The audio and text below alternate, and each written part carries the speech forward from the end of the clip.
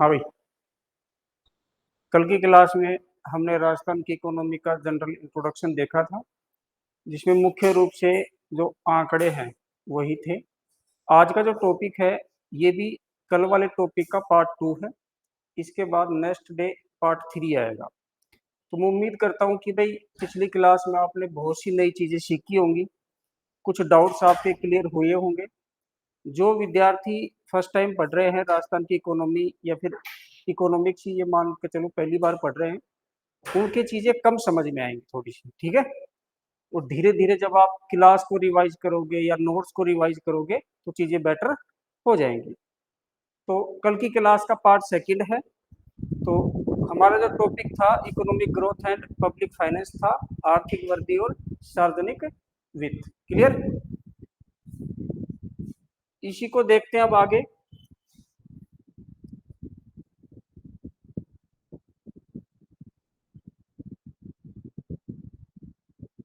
देखो, 5 चीजें हमने पढ़ ली थी। एक तो gross state domestic product, GSDP.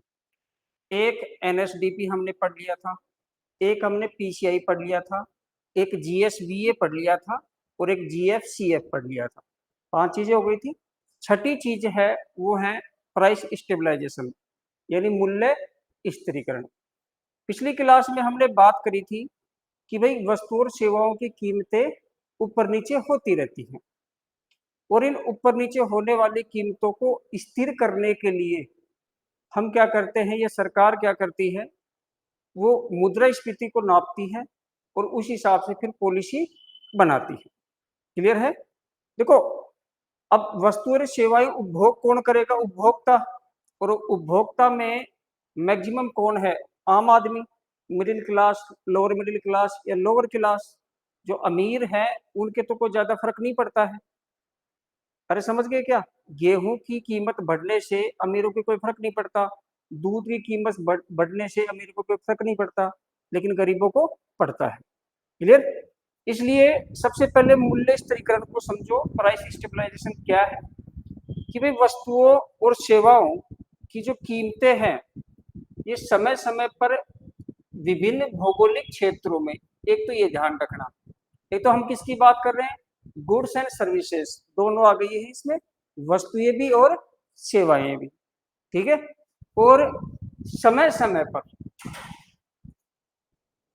महीने में, सप्ताह में या डेली बेसिस पे समय समय पर क्या हो जाती है, विभिन्न भौगोलिक क्षेत्रों में विभिन्न आर्थिक, राजनीतिक और सामाजिक कारणों से बदलती रहती है। अब कहोगे सर आर्थिक कारण क्या है, राजनीतिक कारण क्या है, सामाजिक कारण क्या है? अभी आप देख रहे हो कि भाई रशिया यूक्रेन का कॉन्फ्लिक्ट चल रहा है, इजराइल ईरान का चल रहा है। ये तो क्रूड ऑयल है, कच्चा तेल है, और नेचुरल गैस है, इसकी जो प्राइस है वो ऊपर नीचे हो रही है।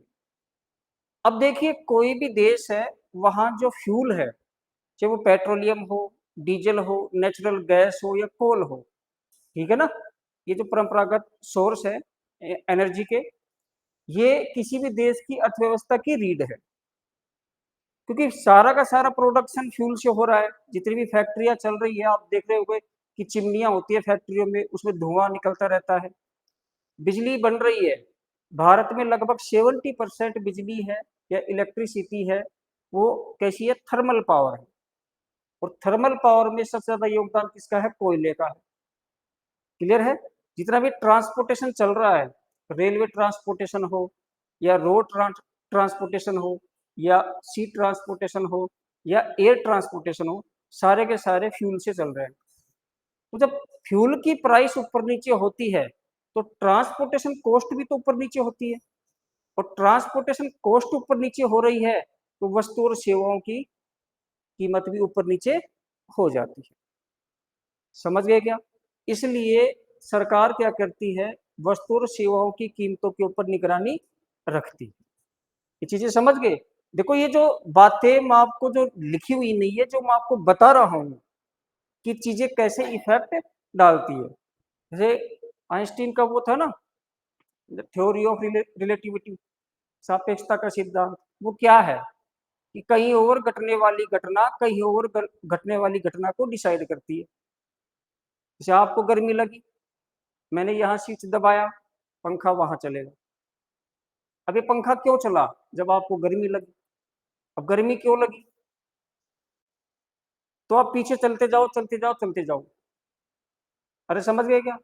ऐसे ही एक बटरफ्लाई इफेक्ट भी होता है।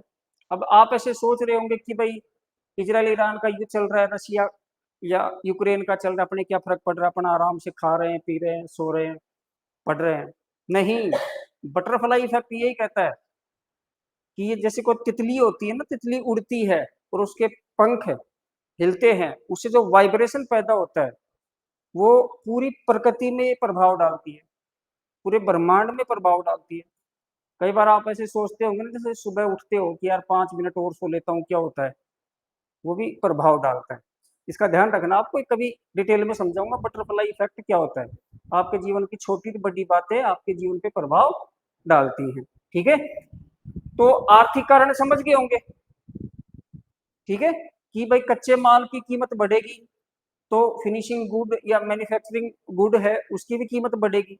भाई देखो, मान लो बारिश आ गई, ओले पड़ गए या ओलावृष्टि हो गई, तूफान चक्रवात आ गया और कपास की फसल खराब हो गई।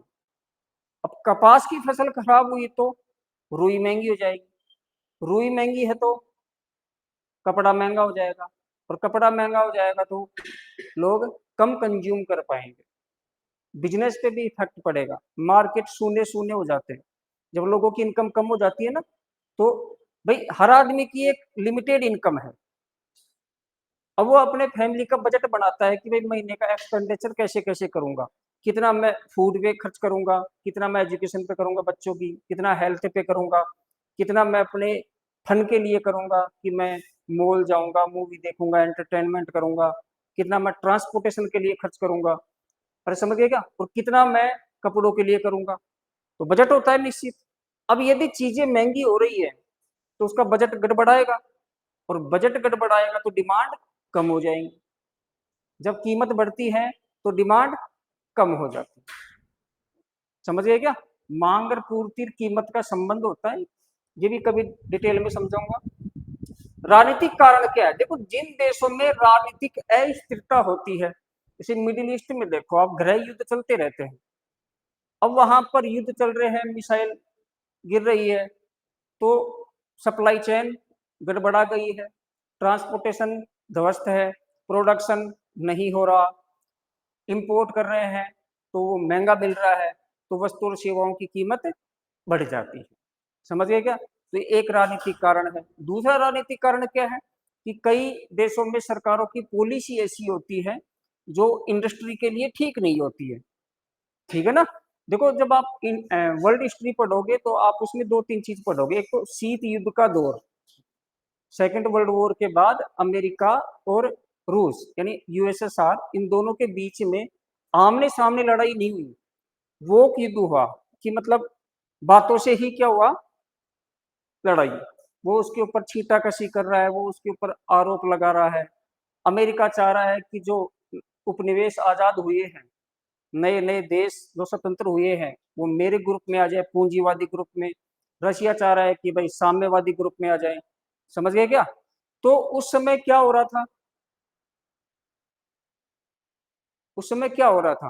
भाई ये तो था, सब अपनी अपनी नीतियों को क्या कर रहे थे? लागू कर रहे थे। अब जिन देशों ने उस समय साम्यवाद अपनाया रशिया के नेतृत्व में, वो भी धीरे धीरे पूंजीवाद की तरफ आ गए। क्योंकि उसमें क्या था कि जो उद्योग सेक्टर है उसके ऊपर पूरी तरह से किसका कब्जा था? सरकार का कब्जा। जब आप पूंजीवाद और साम्यवाद पढ़ोगे तो उसमें यही अंतर है। पूंजीवाद में बाजार का नियंत्रण होता है, क्या उत्पादन करना है, कितना उत्पादन करना है, कैसा उत्पादन करना है, कितनी कीमत रखनी है, किसको वितरण करना है, ये सब बाजार तय करता है। यदि किसी व्यक्ति ने हेलीकॉप्टर बनाए हैं किसी कंपनी ने, तो उसकी कोई डिमांड करेगा, वो हर व्यक्ति को थोड़ी बेच रहा है कि भाई आप लेके जाओ, नहीं ना? तो बाजार की डिमांड के हिसाब से बेचेगा। लेकिन साम्यवाद में क्या होता है? क्या उत्पादन करना है, कितना उत्पादन करना है, कैसा उत्पादन करना है, कितनी कीमत रखनी है, किसको वितरण करना है यानी बेचना है, ये सब सरकार तय करती है।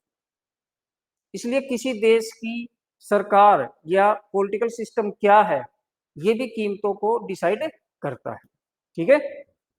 तीसरी चीज है सामाजिकरण। तो देखो, कई देशों के या कई सोसाइटी ऐसी हैं जो अलग प्रकार से ट्रीट करती है। जैसे आपने भी सुना होगा कई बार फैमिली में बड़े बुजुर्गों से कि उतने पैर फैलाइए जितनी चादर होई। इसका मतलब क्या है कि जो आपके पास है उसी में खुश रहो, इसे अधिक प्राप्त करने की कोशिश मत करो। तो आपके दिमाग में बैठ गया। या फिर आपने हर आदमी से सुना होगा कि यार बस दाल रोटी का खर्चा चल जाता है। इसका क्या मतलब? उसको मना किसने किया कि डेली तू शाही पनीर खा? किसने मना किया है क्या? नहीं किया। लेकिन माइंडसेट क्या हो गया कि बस दाल रोटी का खर्चा चलाना है। तो ये सोसाइटी है, ये भी कई बार वस्तु और सेवाओं की कीमतें हैं उसको डिसाइड कर देती है। अरे समझ गए क्या? हाँ। तो इससे क्या होता है, लोगों की डिमांड कम हो जाती है चीजों की। ठीक है ना? तो वो क्यों? क्योंकि वो इनकम कम कर रहे हैं, उनको सिर्फ जीवन चलाना है। अब आप बताओ, और वास्तविकता में बताना सच्चाई से, आप कौन सी लाइफ जी रहे हो? जो आप जीना चाहते हो वो जी रहे हो, या जो परिस्थिति जीने के लिए मजबूर कर रही है वो जी रहे हो? समझ गए कि मैं क्या कहना चाह रहा हूँ? कौन आरएएस की तैयारी करके दिमाग खपाना चाहता है? यदि आपके पिताजी अंबानी होते तो खपाते क्या आप दिमाग कि पिताजी अंबानी है, टाटा है, बिरला है, और आपकी मैं आरएएस की तैयारी करूंगा? नहीं। फिर आप कैम्ब्रिज यूनिवर्सिटी में जाते, ऑक्सफोर्ड यूनिवर्सिटी में जाते, हार्वर्ड में जाते, वहां पढ़ते, फिर आप एक डिग्री लेके आते जो कोई काम नहीं आती, फिर पिताजी आपको सीईओ बना देते। अरे यही तो होता। चाहे आप फेल हुए हो पास हुए, उससे क्या मतलब है, बस हमारे बेटे के पास डिग्री है। समझ गए क्या? तो ये चीजें इफेक्ट डालती हैं। चूंकि कीमतें विभिन्न आर्थिक निर्णयों को प्रभावित करती हैं। अब आर्थिक निर्णय क्या है? सरकार विभिन्न प्रकार की स्कीम्स लॉन्च करती है, पॉलिसी लॉन्च करती है, प्रोग्राम्स लॉन्च करती है, डिफरेंट टाइप के प्रोजेक्ट्स लेके आती है जनता के लिए। साथ के साथ राजकोषीय नीति या मौद्रिक नीति भी जारी करती है। तो वस्तु और सेवाओं की कीमत के आधार पर सरकार क्या करती है, इनको लॉन्च करती है। जैसे एग्जाम्पल के लिए समझो, सरकार का भी तो एक निश्चित बजट होता है। बजट तो पढ़ोगे ना, अब मैं पढ़ाऊंगा आपको। तो बजट में ये होता है कि भाई आने वाला जो साल है, अग्रिम जो वर्ष है, उसमें हमारी किन किन सोर्स से कितनी आय होगी, और हम किस किस चीज पे कितना खर्च करेंगे। समझ गए क्या? कि मान लीजिए हम डिफेंस पे इतना खर्च करेंगे, हम सामाजिक सेवाओं पे इतना करेंगे। सामाजिक सेवाओं में आ जाती है स्वास्थ्य, शिक्षा वगैरह जो भी है। समझ गए? हम प्रशासन पे इतना खर्च करेंगे, हम इस पे इतना करेंगे, इस पे इतना करेंगे। बोले पैसा कहाँ से आएगा? बोले इतना हम टैक्स से लेंगे, इतना हम पीएसयू से कमाएंगे, इतना बाकी जो बचा लास्ट में वो हम उधार ले लेंगे। उधार कहाँ से लोगे? एक्सटर्नल लेंगे और इंटरनल लेंगे। इंटरनल बैंकों से लेंगे या संस्थाओं से लेंगे, एक्सटर्नल किसी देश से ले लेंगे, आईएमएफ वर्ल्ड बैंक से ले लेंगे। इसी को राजकोषीय घाटा कहते हैं। ये घाटा आप पढ़ोगे बाद में बजट में। ठीक है ना? अब होता क्या है, निश्चित है सब कुछ। अब मान लीजिए सरकार ने ये कर दिया कि भाई हम जनता को ये चीज देंगे इतने रुपए के हिसाब से। लेकिन अब वो रुपया तो निश्चित है ना, वो बजट तो निश्चित है, लेकिन उसकी कीमत बढ़ गई तो क्या उतनी मात्रा में दे पाएगी? 100 रुपए की कोई चीज 5 किलो आ रही है, अब उस चीज की कीमत कितनी होगी? 20 रुपए किलो। अब मान लो उसकी 25 रुपए किलो हो गई, तो क्या 5 5 किलो मिल पाएगी? क्या नहीं मिल पाएगी। तो सरकार क्या करती है, इन चीजों पे नजर रखती है और कोशिश करती है कि वस्तु और सेवाओं की कीमत ज्यादा ना बढ़े। एक लेवल में तो बढ़ेंगी, मैंने बताया था ना, 4 ± 2, उतना तो है, वो तो चाहिए। यदि आप आज के जमाने में, यदि आप 1951 की प्राइस की कोई वस्तु खरीदना चाहो तो वो नहीं मिलेगी। आप 25 पैसे लेके जाओ कि भाई 1 लीटर पेट्रोल डाल दें, ऐसा पॉसिबल नहीं है। और इससे बचाने के लिए सरकार क्या करती है, महंगाई भत्ता भी देती है कर्मचारियों को। साथ के साथ ये वेतन आयोग लगते हैं। ये क्यों लगते हैं? 7वां वेतन आयोग, 8वां वेतन आयोग इसलिए तो लगता है कि भाई जिस हिसाब से महंगाई बढ़ रही है उस हिसाब से हम सैलरी बढ़ा देते हैं। और बार बार आप देखते होंगे कि भाई जो अकुशल, कुशल, अर्धकुशल और अति कुशल श्रमिकों के लिए सरकार मजदूरी तय करती है, वो मजदूरी भी बढ़ाती रहती है।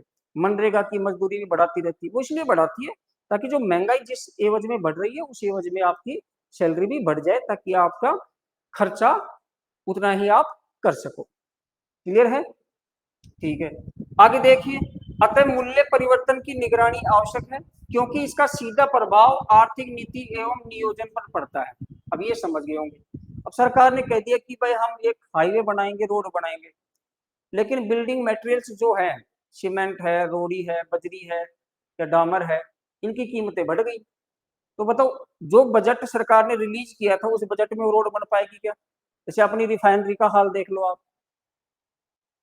रिफाइनरी के लिए 49,129 करोड़ ऐसे कुछ था, अब बोले 70,000 करोड़ पहुंच गए पंचपदरा रिफाइनरी का, क्योंकि वस्तु और सेवाओं की कीमत बढ़ रही है, लोहे की कीमत आसमान पे है, पता है ना आपको। तो इसलिए सरकार ये चाहती कि भाई स्थिरीकरण होता रहे। मूल्य परिवर्तन के पर्यवेक्षण के लिए प्राथमिक संकेतक मूल्य सूचकांक है। क्या है? मूल्य सूचकांक। ये मूल्य सूचकांक ही हम पढ़ेंगे, प्राइस इंडेक्स कहते हैं इनको। क्लियर? किसी निश्चित समयावधि के दौरान किसी क्षेत्र में वस्तु और सेवाओं के मूल्य स्तर में होने वाले सापेक्ष परिवर्तन मूल्य सूचकांक के द्वारा मापे जाते हैं। सापेक्ष परिवर्तन। गरीबी पढ़ी है? गरीबी, बेरोजगारी। तो गरीबी में पढ़ा होगा भाई, गरीबी दो प्रकार की होती है, सापेक्ष और निरपेक्ष, रिलेटिव और एब्सोल्यूट। पढ़ा है ना कि जब हम किसी से तुलना करते हैं, भाई आपका मकान है 2 मंजिल का, आपके बगल वाले का 5 मंजिल का, फिर आप कहोगे कि भाई उसकी तुलना में आप गरीब हो, तो तुलना होगी कि नहीं होगी? आप जा रहे हो किसमें? मारुति 800 में, और बगल वाला जा रहा है BMW में, तो उसकी तुलना में आप क्या हो? गरीब हो। समझ गए क्या? तो तुलनात्मक हो गया ना गरीबी। एक एब्सोल्यूट होता है। एब्सोल्यूट में क्राइटेरिया तय कर दिया जाता है कि भाई आपकी मिनिमम वांट्स या मिनिमम नीड्स वो पूरी हो रही है कि नहीं हो रही है। अब ये न्यूनतम आवश्यकताएं क्या होती है? रोटी, कपड़ा, आवास, ये था। अब इसमें एक दो चीज और जोड़ दी गई है, शिक्षा, चिकित्सा।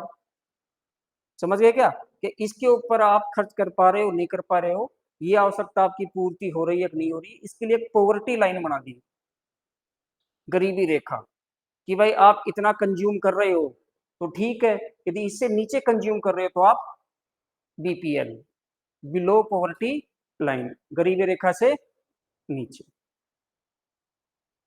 तो सापेक्ष और निरपेक्ष दोनों समझ गए ना?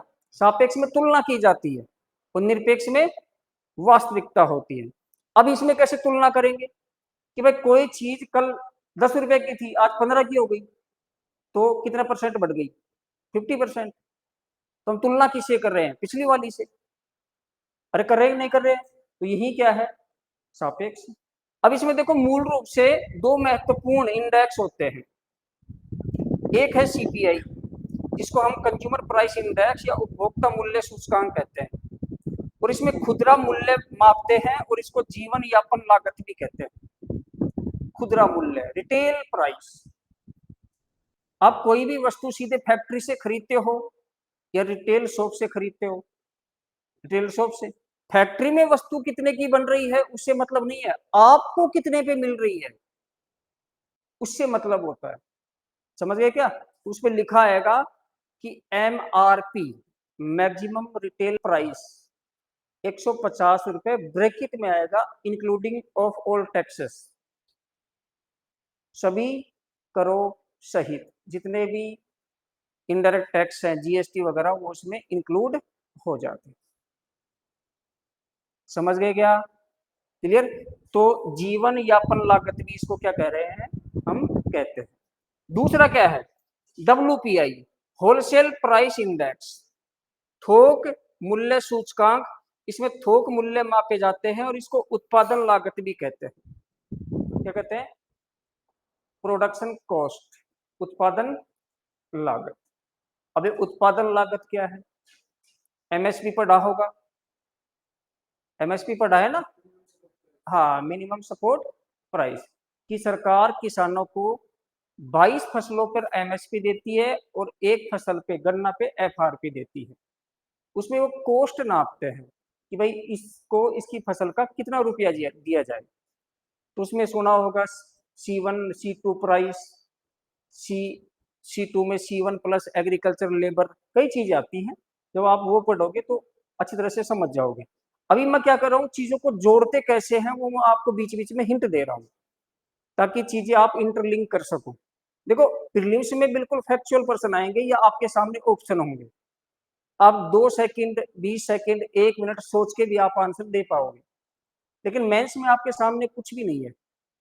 वहां जो आपके माइंड में थॉट है, आप कितना चीजों को रिलेट कर पा रहे हो, कितना इंटरलिंक कर पा रहे हो, कितना इधर उधर से थॉट जनरेट कर पा रहे हो, और कितना लिख पा रहे हो, ये डिपेंड करेगा कि आपके माइंड में कितने थॉट है। तो थॉट कब आएंगे, जब चीजों को आप पढ़ते समय रिलेट करोगे।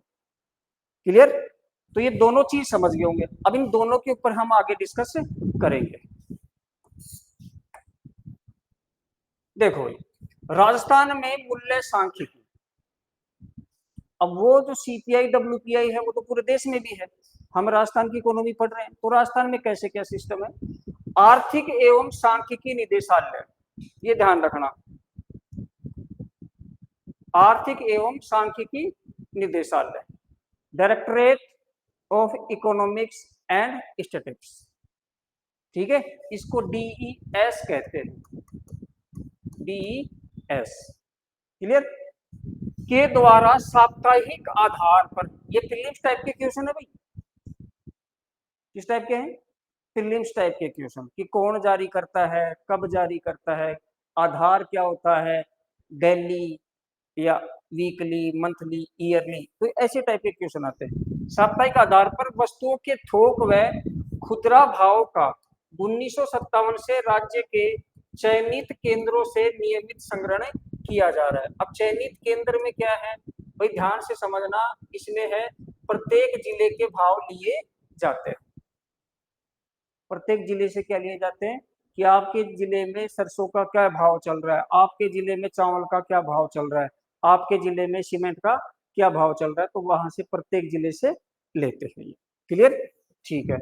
पशुधन उत्पाद, उप उत्पाद, भवन निर्माण सामग्री एवं मजदूरी दरों के भाव राज्य के सभी जिलों से प्राप्त कर संकलित किए जा रहे हैं। किस किस के? देखो, पशुधन उत्पाद भी है, उप उत्पाद भी है, भवन निर्माण सामग्री, इसमें सीमेंट, रोड़ी, बजरी या सरिया वगैरह जो भी है, आप जो भी मान लो, जो भी आप लगाते हैं सब कुछ आ गया उसमें, लकड़ी वगैरह, फर्नीचर वगैरह सब शामिल है। मजदूरी दरों के भाव, कि आपके जिले में भाई कितनी मजदूरी चल रही है। अब मजदूरी 4 प्रकार की मैंने बता दिया, अकुशल, कुशल, अर्ध कुशल, कुशल और अति कुशल, 4 प्रकार के लोग हैं। ठीक है? क्लियर? आगे चलते हैं। नेक्स्ट देखो, डब्ल्यूपीआई होलसेल प्राइस इंडेक्स, कई बार ऐसे सुना होगा ना, ये चीज होलसेल रेट पे मिल रही है। होलसेल का मतलब क्या है? उसको बोलते हैं थोक में। क्या बोलते हैं? थोक के भाव। ठीक है, तो इसलिए इसको थोक मूल्य सूचकांक भी कहते हैं। थोक मूल्यों के परिवर्तन को दर्शाता है भाई, ये किसको दर्शाता है? थोक मूल्यों के परिवर्तन को दर्शाता है कि किसी वस्तु या सेवा के थोक मूल्य में कितना परिवर्तन हो रहा है। जैसे आप किसी भी किराना के गोदाम में जाओगे, चीनी के गोदाम में जाओगे कि सब चीनी की बोरी दे दो, क्या भाव है? वो बोलेगा यार पिछली बार तो 4500 आई थी, इस बार 25 रुपए बढ़ के आए। इसका मतलब क्या होगा कि थोक मूल्य में परिवर्तन हुआ। अब थोक मूल्य में परिवर्तन हुआ तो प्रति किलो आप बाहर रिटेल में खरीदोगे तो उसमें भी तो परिवर्तन होगा, होगा कि नहीं होगा? समझ गए क्या? इसलिए इसमें थोक मूल्यों के परिवर्तन को मापा जाता है और उसी को दर्शाता है। केवल वस्तुएं शामिल होती हैं भाई इसमें, सेवाएं सेवाएं थोक में नहीं मिलती कि भाई मैं बीमार हूं थोक में डॉक्टर आ जाओ 50, ऐसा थोड़ी होता है, नहीं है ना। हाँ, वो तो रिटेल ही चलता है कि भाई ये इसके बुखार हो रहा है, इसको देखो 2 रुपए 200 रुपए फीस है। कभी थोक में थोड़ी लेते हैं अपन कि साहब हमारे बच्चों को कोचिंग करवा दो थोक के भाव, ऐसा थोड़ी होता है, नहीं होता ना। तो सेवाएं थोक में नहीं मिलती, केवल वस्तु ये मिलती है। ठीक है? हाँ, ये तो टर्मिनोलॉजी है ना, ये अब ऐसे आ जाए जैसे कथन कारण वाला प्रश्न आ जाए प्रीलिम्स में और आपसे पूछे कि भाई थोक मूल्य सूचकांक के बारे में निम्न कथनों पर विचार कीजिए, और उसमें बता दे कि इसमें वस्तु और सेवाएं दोनों शामिल है। आप सोचो हाँ यार ये सही है, आपका कथन क्या हो जाएगा? रॉन्ग। ठीक है। देखो आप ये सोचो कि भाई अब तो मैं पढ़ लेता हूँ और एग्जाम से 10 दिन पहले मैं पेपर देना सीख लूंगा, तो पॉसिबल नहीं।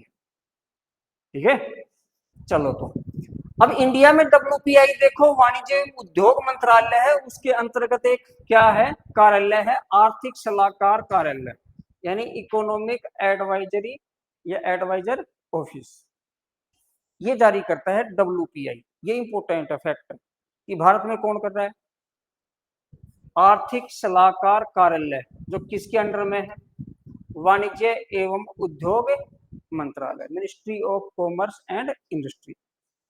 क्लियर, ठीक।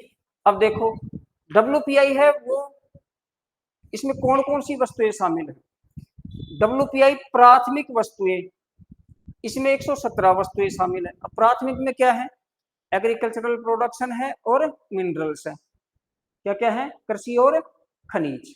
ठीक है, फिर ईंधन व ऊर्जा, इसमें 16 वस्तुएं हैं। अब आप कहोगे 16 कैसे होगी, जैसे पेट्रोल, डीजल, केरोसिन, समझ गए क्या, कोयला वोयला सब मिला के कितने हो गए, 16 वस्तुएं हो गई। ठीक है, फिर विनिर्मित वस्तुएं, ये मैन्युफैक्चर्ड जो गुड्स है वो कितनी है, 564। अब ये मैन्युफैक्चर्ड क्या है भाई, गेहूं तो क्या है, एग्रीकल्चरल है, वो तो किस में आएगा, प्राइमरी में। लेकिन गेहूं से आपने ब्रेड बना दी, या लोहे अयस्क क्या है, प्राइमरी है, लोहे अयस्क से आपने सरिया बना दिया, लोहे की गाटर बना दी, तो क्या है, विनिर्मित, क्या है, विनिर्मित। समझ गए क्या, ठीक है। फिर डब्ल्यूपीआई मुख्य है, इसमें सारी मिला के कितनी आ जाती है, 697 वस्तुएं। ये तो आपसे सीधा सीधा पूछ ले कि डब्ल्यूपीआई में कितनी वस्तुएं शामिल हैं, 697। ये अलग अलग पूछ ले कि प्राइमरी में कितनी है और फ्यूल एनर्जी में कितनी है और मैन्युफैक्चर्ड या फिनिशिंग गुड्स में कितनी है, तो बता देना 564। क्लियर है, चलो अब इंडेक्स देखते हैं भाई।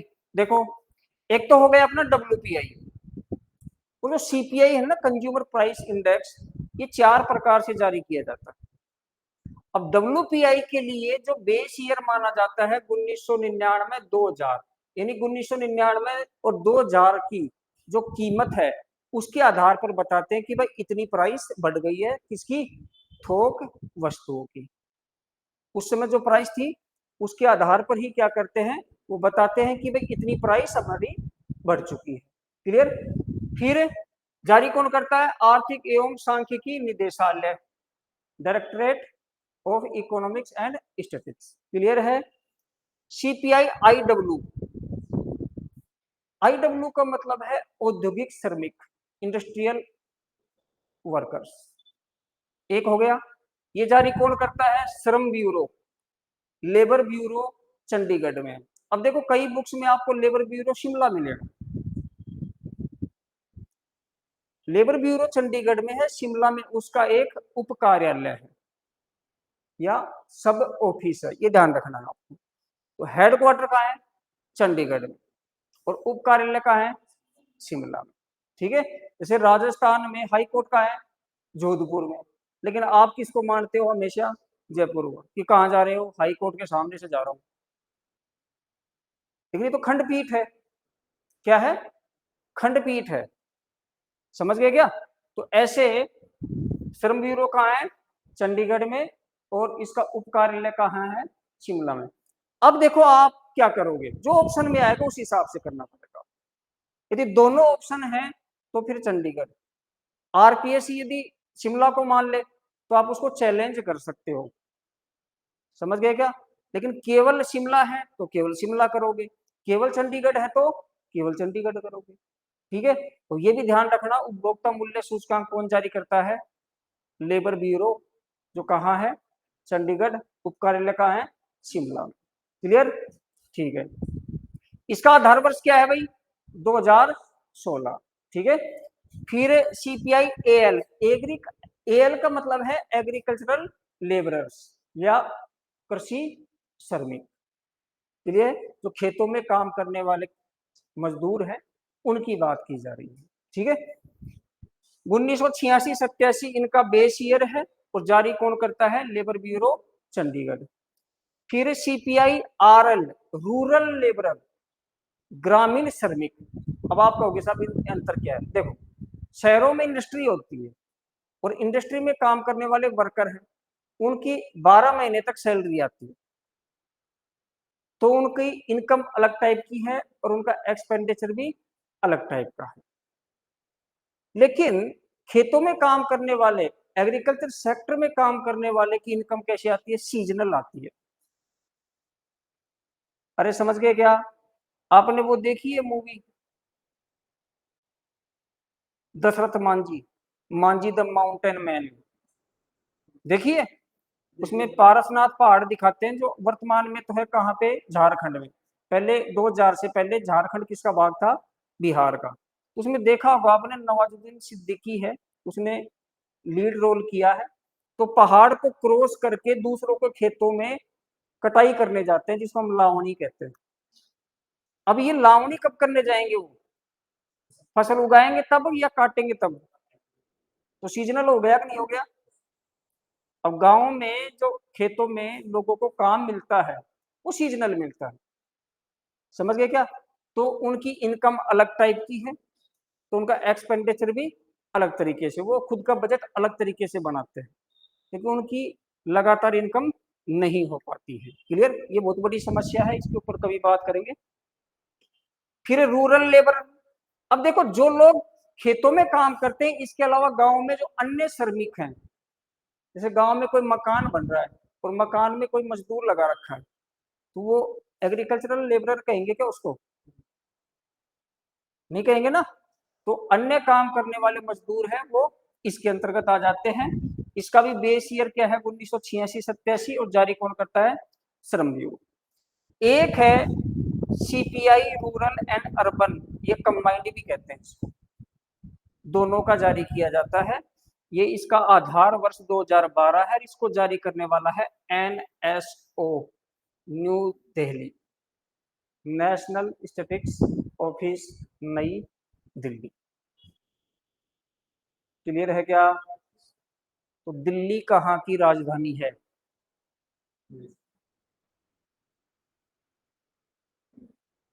बताओ।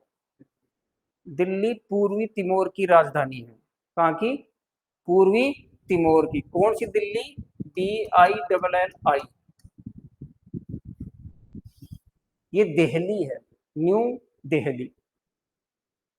अरे समझ गए क्या? वैसे नई दिल्ली लिख देते हैं अपन, लेकिन नई दिल्ली है नहीं। ये सब क्लियर है? चलो आगे देखते हैं। राजस्थान में WPI। देखो, WPI हम जारी करते हैं, या मैं तो क्या जारी करता हूँ, मतलब मासिक आधार पर किया जाता है। पहले तो ये ध्यान रखना, प्रत्येक महीने जारी किया जाएगा कि भाई वस्तुओं की जो कीमत है उनमें कितना वेरिएशन आया है, कमी हुई है या वृद्धि हुई है। ठीक है? इसमें कुल 154 वस्तुएं शामिल है। अब आप कहोगे साहब 154 ही क्यों है? क्योंकि थोक में इतनी मिलती है, समझ गए क्या? थोक में इतनी ही मिलती है। आधार वर्ष क्या है? 1999, 2000, और बेसिस क्या है? 100 पॉइंट्स। यानी आधार वर्ष को 100 मान लिया और उसके आधार पर परिवर्तन को देखा जाता है। ये ध्यान रखना, ये कई बार आ चुका है। बेसिस क्या है? 100 पॉइंट्स। अब ये कैसे है अभी समझा दूंगा, कि ध्यान से समझ लो कि कोई वस्तु 1999, 2000 में 100 की थी, तो 100 का मतलब उसको क्या मान लिया है? 100। आज उसमें कितना परिवर्तन आ गया है, ये देखा जाता है। समझ गए क्या? 100 का मतलब एक गुना। 100 का मतलब कितना हो गया? एक गुना। ये भी ध्यान रखना है, 100 गुना नहीं है, एक गुना। ठीक है? 2023 में कितना था WPI? 387.90। अब इसका मतलब क्या हो गया कि कोई वस्तु 1999, 2000 में 100 रुपए की थी, तो आज वो वस्तु कितने की हो गई? 387.90 रुपए की। अब समझ में आ गया होगा? आ गया ना? तो 2024 में कितना? 394.68, और बढ़ गया। और परिवर्तन कितने का आया? 1.75% का। 1.75 पॉइंट नहीं है, पॉइंट तो 394.68 में से 387.90 घटाओगे तो लगभग 6-7 हो जाएगा। ठीक है, ये प्रतिशत है। ये प्रतिशत किस में से निकला? इसमें से। समझ गए क्या? क्लियर? इतना क्लियर है? आगे देखिए, इंडिया में जो बेस ईयर है वो 2011-12 ही होगी। अपने क्या है 1999, 2000 और इंडिया में इसको चेंज कर दिया है। भारत सरकार जब जारी करती है तो वो किसके आधार पर करती है? 2011-12 के। और राजस्थान सरकार 1999, 2000 को बेस ईयर मानती है, आधार वर्ष मानती है। ये आधार वर्ष किसके समझ में नहीं आया मेरे को बता देना। कल भी मैंने बात करी थी आधार वर्ष की, समझ गए क्या? आधार वर्ष यदि समझ में नहीं आया हो तो मेरे को बता देना इस चीज। ठीक है, अब देखो भारत में 2023 में WPI था 151.3 और 2024 में 153.9, तो परिवर्तन कितना आ गया? 1.72% की क्या हुई? वृद्धि। और यहाँ पे भी क्या हो रही है? वृद्धि। तो दोनों फैक्ट है, ये ध्यान रखने आपको, एक ये और एक ये। ठीक है, और एग्जाम यदि अगली आर्थिक समीक्षा के बाद होता है तो अपन वो पढ़ेंगे। अभी आपका मूल जो कॉन्सेप्ट है ना, वो ये चीजें समझने का है, ये चीजें समझने का नहीं। ये ये ये ये ऐसी चीज, ये जो डेटा है ना, ये डेटा ये हो सकता है एग्जाम बाद में हो तो परिवर्तन आ जाए। और यदि आप में से कोई विद्यार्थी या ऑनलाइन देखने वाले कोई विद्यार्थी कोई अन्य एग्जाम दे रहे हैं जिनका एग्जाम है, तो वो अभी इसको यूज कर सकता है। क्लियर?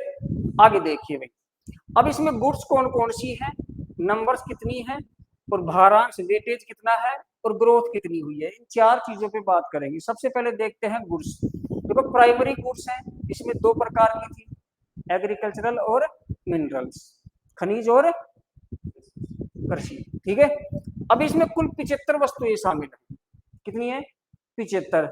इनका टोटल में भारांश कितना है? 33.894%। टोटल मतलब 100% मान लो, 100% में से 33.894% किसका है? प्राइमरी गुड्स का। क्लियर? और इसमें ग्रोथ कितनी हुई है तो देखो 2023 में तो कितना था? 420.67। कितना था? 420.67।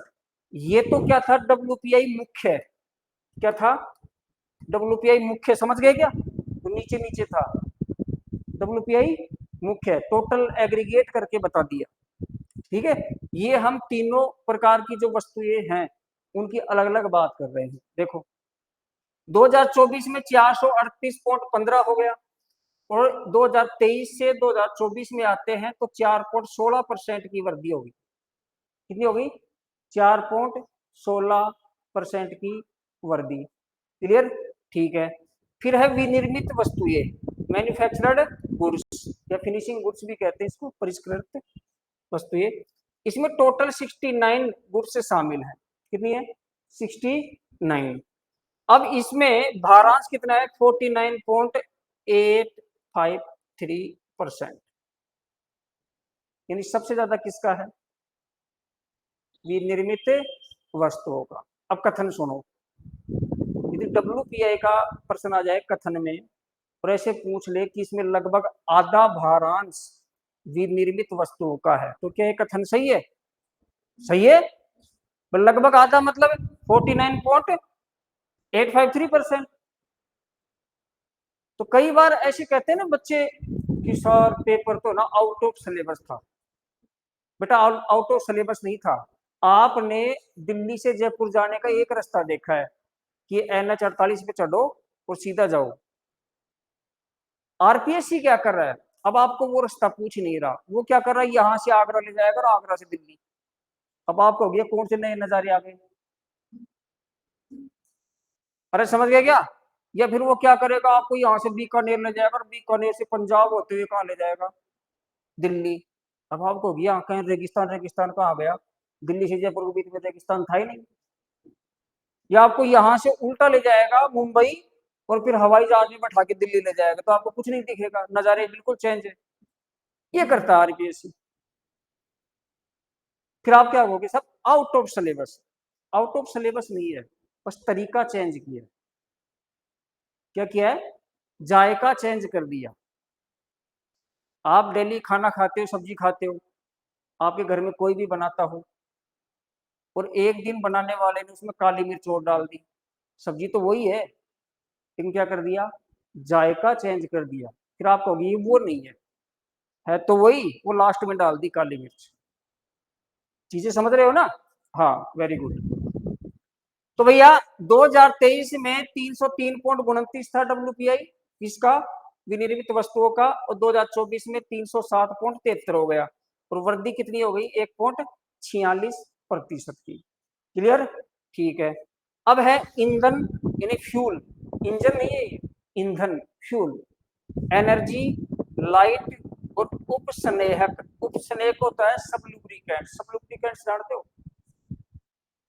ये बाई प्रोडक्ट होते हैं पेट्रोलियम के। जैसे पेट्रोलियम जो निकलता है, क्रूड ऑयल कहते हैं उसको। पेट्रोलियम क्या कहते हैं? कच्चा तेल, क्रूड ऑयल। ठीक है। फिर उसको ले जाते हैं कहां पर? रिफाइनरी में। ये बिल्कुल कीचड़ होता है ना नाली का, ऐसा होता है बिल्कुल। जैसे आपने कीचड़ उठा लिया हो ना, ऐसा है, लेकिन उसमें स्मेल आएगी पेट्रोल की जैसी, नाली की जैसी नहीं आएगी। कभी आप उसको रिफाइन करने लग जाओ कि भाई ये है क्रूड ऑयल, ऐसा नहीं है। समझ गए क्या? अब उसको क्या है, अलग अलग तापमान पे रिफाइन करते हैं। रिफाइन का मतलब होता है शोधन, शुद्ध करना। ठीक है। अब अलग अलग तापमान पे करेंगे तो पेट्रोल अलग हो जाएगा, डीजल अलग, कैरोसिन अलग, ऐसे। ऐसे एक सुना होगा मोबी ऑयल, जो गाड़ियों में डालते हैं ना, रेड कलर का एक ऑयल होता है, जब हम सर्विस करवाने डालते हैं। वो क्या है? एक लुब्रिकेंट्स है। क्या है? लुब्रिकेंट्स। वो क्या करता है? इंजन में लुब्रिकेंट्स का काम करता है, स्नेहक का काम करता है, इंजन को घिसने नहीं दे देता। तो लुब्रिकेंट्स क्या है, किससे मिल रहे हैं? तो भाई हमने पेट्रोल डीजल को तो इसमें गिन लिया एनर्जी में, लेकिन बाई प्रोडक्ट क्या है? लुब्रिकेंट्स। समझ गए क्या? उसी से वैक्स निकलता है, मोम। मोम देखा है ना, जिससे मोमबत्ती बनती है। लास्ट में बचता है क्या? मोम। और कोक से बनता है डामर। कोक जानते हो? कोयला होता है ना, कोयला, उसको गर्म करके डामर बना देते हैं। अरे समझ गए? ठीक है। अब इसमें कुल कितनी वस्तुएं शामिल हैं? 10 हैं। ठीक है। भारांश कितना है? 16.253%। अब देखिए कथन में सर्वाधिक किसका है भाई? दूसरा इसका है, और तीसरा इसका है। और कथन में यदि ऐसे पूछ ले कि WPI में ईंधन, ऊर्जा, प्रकाश, उपस्नेहक का दूसरा सर्वाधिक भारांश है, तो क्या कथन सही है क्या? नहीं है। ये कथन क्या है? गलत है। ठीक है। अब देखिए 2023 में 579.11 था, और 2024 में 570.72 हो गया। तो 23 से 24 में आते हैं तो कमी आ गई। 579.11 और 570.72, इसलिए कमी कितनी हो गई? 1.45% की कमी हो गई। इतना क्लियर है? आगे चलते देखिए, WPI कंप्लीट है बना। CPI, कंज्यूमर प्राइस इंडेक्स, उपभोक्ता मूल्य सूचकांक। अब इसमें क्या है देखिए, उपभोक्ताओं के क्रय मूल्य पर आधारित है। क्रय मूल्य जानते हो?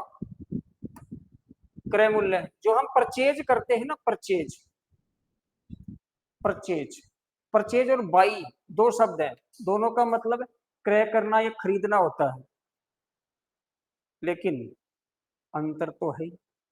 अंतर नहीं होता तो एक ही शब्द होता है ना। अरे समझ गए क्या?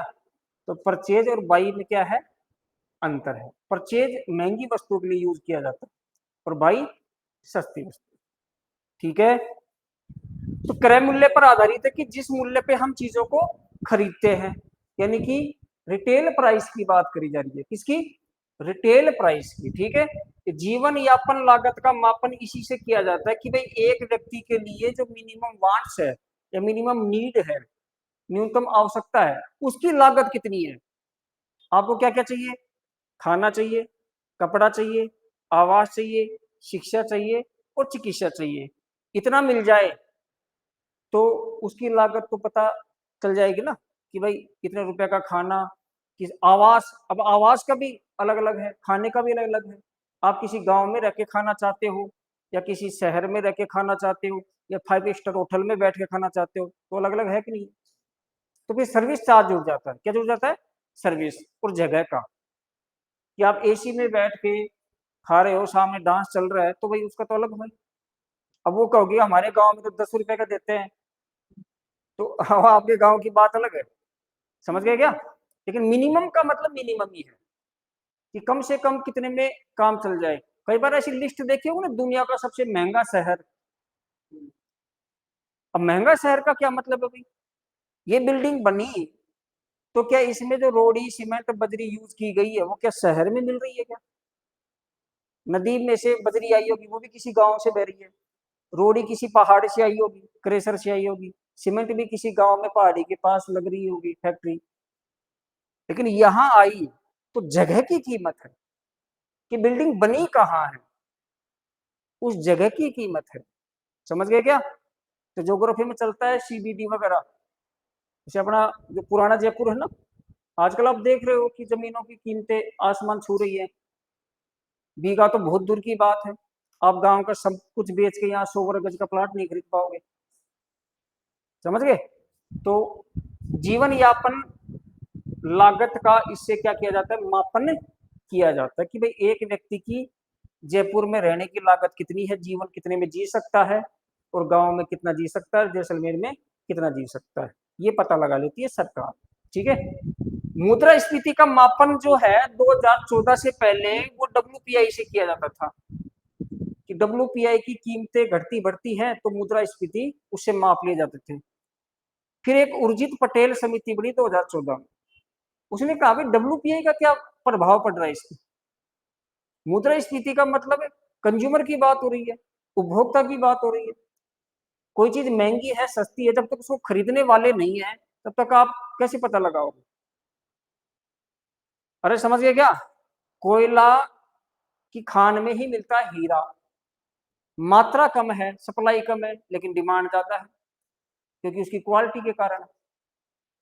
अब मान लो उसको कोई खरीदे नहीं तो कोयला रेडी, हीरा रेडी पे मिलने लग जाए, बताओ 10 रुपए किलो 10 रुपए किलो, वो खरीदेगा नहीं। तो किसी वस्तु की डिमांड होती है ना, उस आधार पर उसकी कीमत तय हो रही है और उस आधार पर सप्लाई होती है। ठीक है। तो उन्होंने कहा कि भाई आप डब्ल्यूपीआई की जगह क्या करो, सीपीआई को अपनाओ। किसके लिए? इन्फ्लेशन की मेजरमेंट के लिए या इन्फ्लेशन के कैलकुलेशन के लिए, मुद्रास्फीति के मापन के लिए किसको अपनाओ? सीपीआई। अब आपसे पूछ रहे कि भाई वर्तमान में मुद्रास्फीति का मापन किसके आधार पे होता है? उपभोक्ता मूल्य सूचकांक। कब से हो रहा है?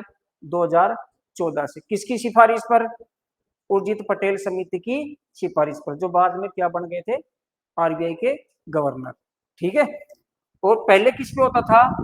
डब्ल्यूपीआई। अब इस कथन को उल्टा करके दे दे कि भाई पहले सीपीआई पे होता था लेकिन 2014 से डब्ल्यूपीआई पे होने लग गया। आपको लगेगा हाँ यार ये सही कह रहा है, प्रश्न बनाने वाला ऐसा ही बनाता है। फिर आपको लगेगा हाँ ये कथन बिल्कुल राइट है, क्योंकि वो क्या है? रॉन्ग है। पहले डब्ल्यूपीआई पे, वर्तमान में सीपीआई पे। क्लियर? ठीक है। सीपीआई में वस्तुएं सेवाएं दोनों शामिल हैं, ये भी ध्यान रखना। डब्ल्यूपीआई में क्या थी? ओनली गुड्स, और यहाँ गुड्स एंड सर्विसेज दोनों क्या है? इंक्लूड है। क्लियर? प्रति माह जारी किया जाता है, जैसे डब्ल्यूपीआई भी प्रत्येक महीने जारी किया जाता है, ये भी प्रत्येक महीने जारी किया जाता है। नेक्स्ट देखते हैं। सीपीआई की 4 कैटेगरी। कितनी कैटेगरी है? 4। कौन कौन सी? CPI IW, CPI AL, CPI RL, CPI R U and C. Clear है? एडब्ल्यू का मतलब, आईडब्ल्यू का मतलब क्या है? इंडस्ट्रियल वर्कर, यानी कि औद्योगिक श्रमिकों हेतु उपभोक्ता मूल्य सूचकांक। क्लियर? फिर एक कृषि श्रमिकों हेतु उपभोक्ता मूल्य सूचकांक, फिर ग्रामीण श्रमिकों हेतु उपभोक्ता मूल्य सूचकांक, और ग्रामीण व शहरी व संयुक्त हेतु मूल्य सूचकांक। ये 4 प्रकार के। ठीक है। अब यहां नाम चेंज कर दे, कुछ गड़बड़ी कर दे, तो ध्यान रखना आपको। यदि क्वेश्चन पूछ ले कि निम्न में से कौन सा एक सीपीआई की कैटेगरी नहीं है और यहां गड़बड़ी कर दे, हिंदी वाले दे ना, सिर्फ शॉर्ट फॉर्म दे दे, और यहां गड़बड़ी कर दे तो ध्यान रखना। पहले आईडब्ल्यू, फिर AL, RL और RU एंड C, 4 चीजें ध्यान रखना। अब देखो भाई इनका बेस ईयर क्या है। देखो CPI IW का बेस ईयर है 2016 और जारी कौन कर रहा है, श्रम ब्यूरो, ये भी लेबर ब्यूरो और ये भी लेबर ब्यूरो, ये बात हमने पहले भी डिस्कस कर ली है, ठीक है। फिर AL का 1986-87 लेबर ब्यूरो, फिर ग्रामीण श्रमिकों के लिए 86-87 लेबर ब्यूरो, और ग्रामीण शहरी व संयुक्त हेतु 2012 है, NSO जारी करता है न्यू दिल्ली। ये बात हम पहले कर चुके हैं। चलो तो सबसे पहले देखते हैं CPI IW, consumer price index, किसके लिए, इंडस्ट्रियल वर्कर्स के लिए, ठीक है, उपभोक्ता मूल्य सूचकांक औद्योगिक श्रमिकों के लिए। तो इसमें देखिए यह सूचकांक औद्योगिक मजदूर परिवार द्वारा उपभोग की जा रही वस्तुओं एवं सेवाओं के खुदरा मूल्य, रिटेल प्राइस की बात कर रहा है, किसकी, रिटेल प्राइस। अब यहाँ मजदूरों का मतलब ये नहीं है कि मजदूर अकेले की बात हो रही है, एक घर में 5 सदस्य है, एक व्यक्ति है किसी उद्योग में काम करता है, कि सिर्फ उसी का जीवन यापन देखा जाएगा, उसी की कमाई से तो परिवार चलेगा, तो इसलिए पूरे परिवार की बात करी गई है, किसकी, परिवार की, ठीक है। और ये इसमें वस्तु और सेवाएं दोनों शामिल हैं, और कौन सा मूल्य मापा जा रहा है, खुदरा मूल्य, ठीक है। होने वाली सामयिक परिवर्तनों को मापने का महत्वपूर्ण क्या है, संकेतक है। जब आप शॉर्ट नोट्स बनाओ ना, तो शॉर्ट नोट्स ऐसे बनते हैं भाई, देखो मजदूर परिवार, बस इतना लिख दो, परिवार, फिर इसमें क्या गया, गुड्स एंड सर्विसेज, फिर रिटेल प्राइस, फिर क्या है, चेंजिंग, उस बात खत्म। इसको बोलते हैं कीवर्ड्स। अगर ये 3 चीजें आपके याद है ना, तो आप ये पूरी लाइन लिख सकते हो दोनों, समझ गए क्या। बाकी के सब कनेक्टिंग वर्ड्स, इसी को कहते हैं 80-20 प्रिंसिपल, कि पूरे पैराग्राफ में, पूरी लाइन में, पूरे चैप्टर में 20% चीजें ऐसी होती हैं जिससे आपको 80% चीजें समझ में आएंगी, और 80% चीजें ऐसी होती हैं जिनसे आपको मात्र 20% चीजें समझ में आएंगी। समझ गए क्या, 80-20 प्रिंसिपल। आगे देखते हैं, निजी व सार्वजनिक दोनों क्षेत्रों के कर्मचारियों के महंगाई भत्ता निर्धारण में उपयोग किया जाता है। मैंने बताया था ना महंगाई भत्ता, अरे महंगाई भत्ता देती है ना सरकार तनख्वाह के साथ, DA HRA वगैरह सब मिला के मेरी सैलरी इतनी है, ऐसा सुना होगा ना आपने, मैं बेसिक तो इतनी है, तो DA HRA वगैरह मिला के इतनी हो जाती है, उसमें महंगाई भत्ता भी है, ठीक है। अब वो चाहे कोई फैक्ट्री या निजी जो संस्थान है वो तय करे, या कोई सरकारी, ठीक है। फिर आधार वर्ष 2016 है, जिसको सितंबर 2020 में चेंज किया गया था। जारी कौन करता है, श्रम ब्यूरो चंडीगढ़, और मासिक आधार पर जारी करता है। भारत के 88 केंद्रों के आंकड़े जारी किए जाते हैं। पूरे भारत में ऐसे 88 इंडस्ट्रियल सेंटर हैं, जहां से समझना औद्योगिक सेंटर है, जहां के आंकड़े जारी किए जाते हैं। अब राजस्थान के इसमें 3 हैं। अब देखो राजस्थान में सर्वाधिक इंडस्ट्री कहाँ है, जयपुर में, ठीक है। इसमें पहले अजमेर शामिल था, फिर क्या कर दिया, अलवर शामिल कर दिया। क्या कर दिया, क्योंकि अलवर, अजमेर में कम इंडस्ट्री है, अलवर का भिवाड़ी ये क्षेत्र है, भिवाड़ी, नीमराना, टपुकड़ा, खुसखेड़ा वाला, ये डेवलप हो गया था किसमें, इंडस्ट्री में, ठीक है। तो वहां ज्यादा इंडस्ट्री हो गई थी। तो देखिए राजस्थान में 3 सेंटर हैं, जयपुर, भीलवाड़ा और अलवर। अब आपको सब झुंझुनू क्यों नहीं है, सीकर क्यों नहीं है, इंडस्ट्री नहीं है, क्यों, क्योंकि बात किसकी की जा रही है, इंडस्ट्रियल लेबर की। अच्छा, देश में 88 ऐसे इंडस्ट्रियल डिस्ट्रिक्ट हैं जिनके आंकड़े जारी किए जाते हैं, कि जयपुर में इतनी है भाई CPI IW, भीलवाड़ा में इतनी है, और अलवर में इतनी है, दिल्ली में इतनी है, पुणे में इतनी है, समझ गए क्या, नोएडा में इतनी है, गुरुग्राम में इतनी है, क्लियर। अलग अलग राज्यों के मिला के, किसी राज्य से 4 जिले हैं, किसी से 5 हैं, ऐसे हैं। सितंबर 2020 से पहले क्या शामिल था, अजमेर। अब अजमेर की जगह कौन सा आ गया, अलवर। अब सीधा सीधा प्रीलिम्स का क्वेश्चन बनता है, सीधा सीधा प्रीलिम्स का क्वेश्चन है, कि निम्न में से कौन सा एक सीपीआई आईडब्ल्यू जारी करने के लिए सेंटर नहीं है या किस जिले का जारी नहीं किया जाता है, और ऑप्शन में मिलेगा जयपुर, भीलवाड़ा, अलवर, अजमेर। तो क्या करोगे? अजमेर। अजमेर कब चेंज हो गया था? सितंबर 2020 में। समझ में आ गया? चलो, समझ में जल्दी आ रहा है यार। कभी ऐसा मत करना कि एग्जाम से पहले एग्जाम दे के आरएस बन जाओ। सीपीआई आईडब्ल्यू 2024 के क्या आंकड़े देखिए। तीनों सेंटर की बात करते हैं अपन। जयपुर सेंटर का रहा है कितना ग्रोथ? 0.79%। ठीक है। भीलवाड़ा सेंटर का रहा है 1.06% और अलवर सेंटर का रहा है 4.47%। आज नहीं नहीं भाई, ये है कि सीपीआई इंडस्ट्रियल वर्कर जो औद्योगिक श्रमिक है उनके लिए जो खुदरा चीजें हैं वो कितनी महंगी हो गई है, उनकी कितनी वृद्धि हुई है, उसी का आधार पर तो उनकी फिर सैलरी तय होगी ना, उनके वेतन भत्ते तय होंगे। अब आप ध्यान से समझो कि भाई भीलवाड़ा में कम हुई है लेकिन अलवर में ज्यादा हुई है। अब आप भीलवाड़ा से कोई उद्योग छोड़कर अलवर में जाओगे तो आपकी सैलरी भी तो बढ़नी चाहिए ना, कि भाई इतना तो मेरे को वही मिल रहा था। क्यों? वहां चीजें सस्ती भी थी, यहाँ महंगी है। आप भिवाड़ी में कमरा लेके देखो एक बार। आज के न्यूज़पेपर में क्या ये भिवाड़ी से संबंधित न्यूज ये थी कि भजन लाल जी ने, जो हरियाणा के मुख्यमंत्री है नायब सैनी जी, उनसे बात करी है कि वे भिवाड़ी में जो ये वर्षा का जल है इसको निकलवाने के लिए हमारे पास कोई ड्रेनेज सिस्टम नहीं है, तो उधर आस पास जो बांध है उन बांधों को देखा है कि भाई इसमें छोड़ देते हैं। ठीक है। तो अब ये अर्बन फ्लड का नाम सुना क्या? अर्बन फ्लड, डिजास्टर मैनेजमेंट में पढ़ोगे आप। अर्बन फ्लड, या बारिश आ रही है, थोड़ी सी बारिश होते शहरों में पानी नहीं भर जाता, इसी कॉलोनी डूब जाती है, इसी को अर्बन फ्लड कहते हैं, क्योंकि प्रॉपर एक ड्रेनेज सिस्टम नहीं है शहरों में। भारत में जो सिटीज हैं वो बेतरतीब तरीके से बसी हुई है इधर उधर, जिसके मन में आया ना उधर आगे चबूतरा कर लिया, जिसके मन में उतरी ऊंची ठा दी। रोड 30 फीट की है, किसी ने 5 फुट ऊपर ले लिया, ऐसे चल रहा है। इसलिए देखो, प्रकृति के रास्ते में जो भी आएगा वो खत्म है। ये केदारनाथ की बाढ़े हैं, ये चल रहा है चक्रवात से, जो कोस्टल एरिया है वो सारे सारे ध्वस्त हो जाते हैं। तो प्रकृति के हिसाब से चलेगी ना, आपके हिसाब से थोड़ी चलेगी।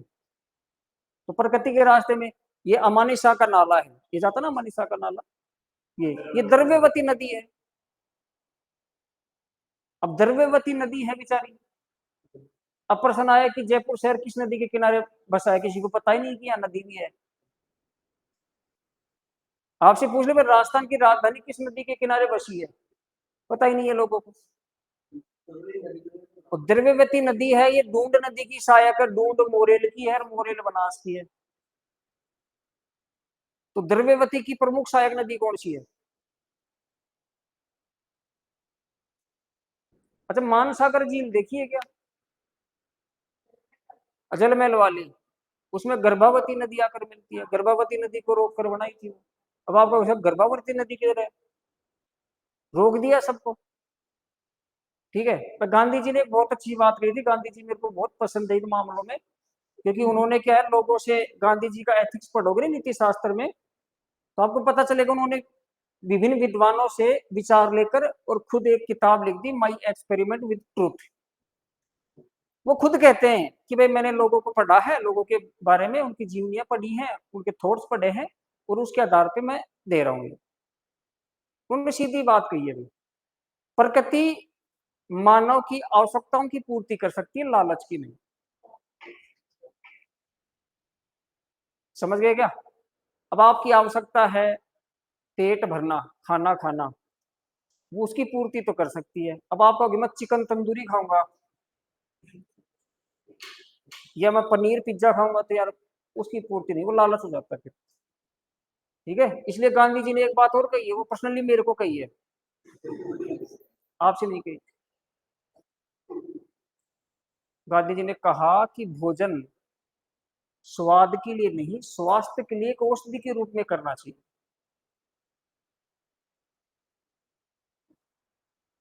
लेकिन आप कर किसके ले रहे हो? शरीर जाए भाड़ में, मजा आना चाहिए। पानी पतासी कौन कौन खाता है? गोलगप्पे। देखो पानी पतासी का जो पानी बनता है ना, वो इमली से बनता है। इमली में एक एसिड आता है टार्टरिक एसिड। लेकिन आजकल इमली कौन लाता है? कौन इतनी झंझट करे? तो पाउच वाला लेके आते हैं सिंथेटिक टार्टरिक एसिड, उसको घोल के खट्टा कर देंगे आप। वाह क्या पानी! अब आप क्या केमिकल पी रहे हो? अरे है कि नहीं है? केमिकल है। फिर आपकी बीमारियां हो जाएंगी। नीट की तैयारी ज्यादा क्यों कर रहे हैं? उनको पता है लोग पागल हैं, बीमार होके हमारे पास ही आएंगे। पहले क्रेज नहीं था ना, आजकल ज्यादा क्रेज क्यों हो रहा है? इसलिए हो रहा है। चलो तो ये तीनों समझ गए कि ऑल इंडिया का कितना है भाई? क्या सीपीआई आईडब्ल्यू? वो है 367, 303.67। ठीक है, ये देखो यहाँ अब आपको अलवर इससे ज्यादा है कि नहीं है? ठीक है, भीलवाड़ा और जयपुर इससे कम है। अब ये भी क्रम भी ध्यान रखना, पहला है, दूसरा है राजस्थान में, और तीसरा है अवरोही आरोही। क्रम भी ध्यान रखना। देखो आरपीएससी का कुछ पता नहीं है, मैं सिर्फ ये बता सकता हूँ, मेरे को नहीं पता युद्ध में कौन से हथियार चलेंगे, और मेरे को कुछ भी नहीं पता। मैं सिर्फ आपको हर तरह से तैयार करने की कोशिश कर सकता हूँ कि भाई इधर से आ जाए तीर तो ये वाला ढक लेना, और इधर से आ जाए तो ये वाला, ऊपर से आ जाए तो ऐसे कर लेना। बाहुबली मूवी देख लेना, सारे समझ जाओगे एक बार। ठीक है, हाँ। चलो तो CPI AL, agricultural labour. Time क्या हो गया? टाइम बताना। 4:30 तक। ठीक है, consumer price index, agriculture labour. अब इसमें सिर्फ किसकी बात की जा रही है भाई? कृषि श्रमिकों की बात की जा रही है। किसकी? कृषि श्रमिकों की। ठीक है, अब इसे कृषि श्रमिकों के लिए जारी किया जाता है। आधार वर्ष 1986-87 है, जारी करता है लेबर ब्यूरो, प्रतिमाह जारी किया जाता है। और एग्रीकल्चर ईयर कब से कब तक होता है? 1 जुलाई टू 30 जून। ठीक है, ये बात हमने कल भी कर ली थी। अब देखो भाई 2023-24 की और 24-25 की बात कर लेते हैं। इसमें एक तो खाद्य समूह है, एक सामान्य सूचकांक है। एक तो कौन सा है? फूड ग्रुप, और एक जनरल इंडेक्स है। राजस्थान और इंडिया दोनों की बात कर लेते हैं, यहाँ भी राजस्थान और इंडिया की। देखो राजस्थान का तो रहा 1328 और इंडिया का रहा 1192। तो राजस्थान का क्या रहा इंडिया से ज्यादा? ये भी एक फैक्ट है ना कि राजस्थान का इंडिया से ज्यादा रहा। ठीक है, फिर 2024-25 में इंडिया का 1251 और राजस्थान का 1402, ये भी क्या रहा? ज्यादा। ठीक है, अब जनरल इंडेक्स की बात करते हैं। इंडिया का 1250, राजस्थान का 1319, ये भी क्या रहा? ज्यादा। और इसकी बात करते हैं 2024-25 की, 1308 रहा इंडिया का, 1383 रहा राजस्थान का, ये भी क्या रहा? ज्यादा। अब देखो आपकी ये चीजें तो याद नहीं होंगी, और जैसे क्लास से बाहर जाओगे गायब, क्योंकि इतनी हाई फाई मेमोरी होती है। तो आरएस की तैयारी क्यों करते थे? फिर आप कोई ऐसा, आजकल क्या बिक रहे हैं? हथियार बिक रहे हैं पूरी दुनिया में। तो आप कुछ ऐसा बनाते आइंस्टीन की तरह, खोज करते, नए नए आविष्कार करते, एलन मस्क की तरह। बोला एलन मस्क आप मंगल पे बस्ती बसाओगे, हम शुक्र पे बसा देंगे, जो गर्म है। शुक्र का तापमान 475 डिग्री सेंटीग्रेड है। बोला हम पहले उसको ठंडा करेंगे फिर बसा देंगे। ठीक है, जैसे अब मंगल ग्रह का तापमान कम है, तो एलन मस्क ये कह रहा है कि भाई मैं वहां पर पहले एक परमाणु बम फोड़ूंगा उसके वायुमंडल में, जिससे तापमान बढ़ जाएगा, और तापमान बढ़ने के बाद फिर वो बर्फ पिघल जाएगी, फिर वो रहने लायक हो जाएगी। फिर उसको लोग बोले कि यार तू वहां परमाणु बम विस्फोट करवाएगा तो रेडिएशन भी तो फैलेगा, फिर रहने लायक कब होगी? मान लो हजारों सालों में हुई, तब तक तो हम वैसे पहुंच जाएंगे स्कूटर लेके। ऐसा स्कूटर बन जाए यार। जैसे आज भी न्यूज़पेपर में है ना, चाइना ने मॉस्किटो ड्रोन बनाया है, मच्छर का ड्रोन। हाँ, तो आपके को नैनो टेक्नोलॉजी धीरे धीरे काम कर रही है। क्या पता ऐसी कोई दवाई आ जाए, पीते ही आप छोटे हो जाओ, और उसी मॉस्किटो ड्रोन पे बैठ के खुर, कुछ भी हो सकता है। आंटमैन मूवी देखी ना, आंटमैन हॉलीवुड की? हाँ, ये क्लियर। भाई देखो, पढ़ाई ये आपकी प्रोसेस है, आरएस की जर्नी लंबी होती है। हो सकता है आप फर्स्ट टाइम में आरएस बन जाओ, लेकिन तैयारी तो आपको वो 1.5-2 साल करनी पड़ेगी, क्योंकि इतनी ज्यादा सिलेबस, इतनी ज्यादा सब्जेक्ट है, तो इतने लंबे समय तक आप सीरियस नहीं रह सकते। ज्यादा सीरियस होगे तो आईसीयू में पहुंच जाओगे, इसलिए लाइट होके पढ़ा करो। ठीक है, मेरा मानना यह है कि भाई आप अपनी लाइफ को, जैसे 24 घंटे होते हैं ना, 24 घंटे होते हैं, इनको डिवाइड कर लो 3 से, 8-8 घंटे के भाग बांट लो, 8 या 24, 8 घंटे आप भरपूर नींद ले। अब कोई कहे सर मैं तो 6 घंटे में पूरी है, तो 6 सो ले यार, किसी की 8, लेकिन 6 से 8 तक चाहिए इस उम्र में। ज्यादा सो रहा है तो बीमार है, और 6 से कम सो रहा है तो भी बीमार है, तो डॉक्टर से कंसल्ट कर लेना। क्लियर। 8 घंटे मान लो आप कोचिंग आने जाने के, कोचिंग पे जो समय बिताया है, खाने पीने नहाने धोने के, 8 घंटे सफिशियंट है। और 4 घंटे तो कोचिंग के, आधा घंटा आने का आधा जाने का, ये मान लो 3 घंटे बच के नहाना धोना खाना पीना मान लो। अब ये मत कहना कि मैं लगातार 3 घंटे तक ही खाता हूँ, नहीं नहीं, तो 3 घंटे में मान लो। अब बच गए 8 घंटे। अब इस 8 घंटे को आप बढ़िया यूटिलाइज कर सकते हो। कैसे?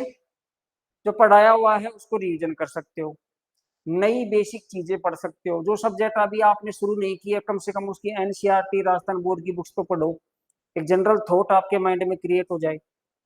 समझ गए क्या? आप पिछले पेपर आए हुए हैं उनको देखो कि आज जो सर ने टॉपिक पढ़ाया है उसमें कैसा प्रश्न आया है, और जैसा मैंने आपको बताया कि ऐसा आ सकता है, ऐसा आ सकता है, उन चीजों को देखो आप। 8 घंटे पढ़ाई के लिए खूब है। ठीक है। हाँ, इस 8 में जो पढ़ाई के लिए है, तो कभी कभी कम कर लिया करो। जैसे वीकेंड चल रहा है, शनिवार है, शनिवार रात्रि हमें नींद नहीं आती, तो 2 घंटे कम कर लो यार, 2 घंटे भाई घूम लो फिर लो। ठीक है। संडे वाला दिन है, तो वहां पूरा दिन आपको कोचिंग का टाइम बच जाएगा।